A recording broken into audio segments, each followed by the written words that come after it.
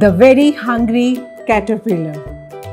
Hello friends, today I have come up with this book, The Very Hungry Caterpillar, a very famous, most beautiful book, a must read for every child and a parent to have at home. Eric Carle. It was his best-selling book and today I am reading this book in his honor. Last week he left us at the age of 91 for his heavenly abode. This book has sold more than 55 million copies and has been translated in 70 languages. At that time also he could design such a beautifully illustrated book which is a perfect example of integrated learning. I am going to read it from the perspective of stories matter, how we can integrate one story for our toddlers over a month into different subjects and can teach so many things out of just one story. Let's read and enjoy and remember Eric Carle. He's dedicated this book to his sister Krista, The Very Hungry Caterpillar.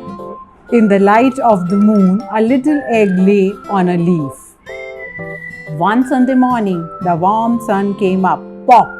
Out of the egg came a tiny and very hungry caterpillar.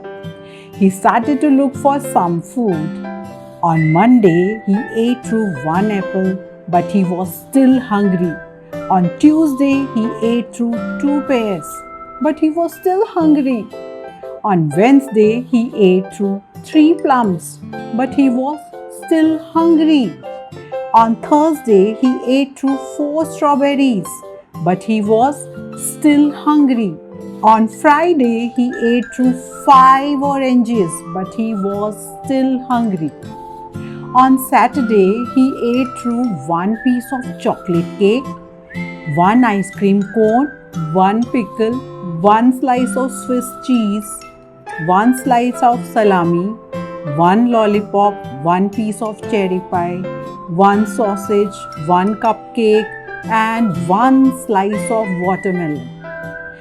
That night he had a stomachache. The next day was Sunday again. The caterpillar ate through 1 nice green leaf and after that he felt much better. Now he wasn't hungry anymore and he wasn't a little caterpillar anymore. He was a big fat caterpillar. He built a small house called a cocoon around himself. He stayed inside for more than 2 weeks. Then he nibbled a hole in the cocoon, pushed his way out. He was a beautiful butterfly. Oh my God, it's so beautifully illustrated and so much to learn for our toddlers. Now, what all are we going to learn from this book? First things first, 1, 2, 3, 4, 5, 6, 7. So 1 to 10 at least. Second thing, Monday, Tuesday, Wednesday, Thursday, Friday, Saturday, Sunday. Days of the week, names of the fruits, natural fruits, things that are natural sources that we get from plants, things that are man-made, life cycle of a butterfly. So many lessons just from one book and colors, naming things, asking questions. You can also ask child, what do you eat on Monday and what did you eat on Tuesday? You can have a discussion around it. And if on Monday you ate this and on Wednesday you ate this, what did you eat on Tuesday? Have a discussion around healthy eating, fruits, vegetables, what all can be eaten. So one story can be integrated into so many things and we can have such beautiful conversations around illustrations about rising sun, the colors of the sun, shapes of the fruits, how different and why there is a hole and how does it look. So different things can be discussed along with the pages. You can walk through the book, you can talk about it, discuss different colors, changing hues.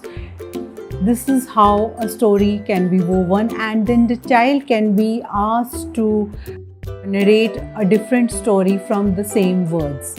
like on Monday what do you do, so they can plan their own timetable, they can plan their own eating regime, they can plan their own working hours, like how do you plan your day.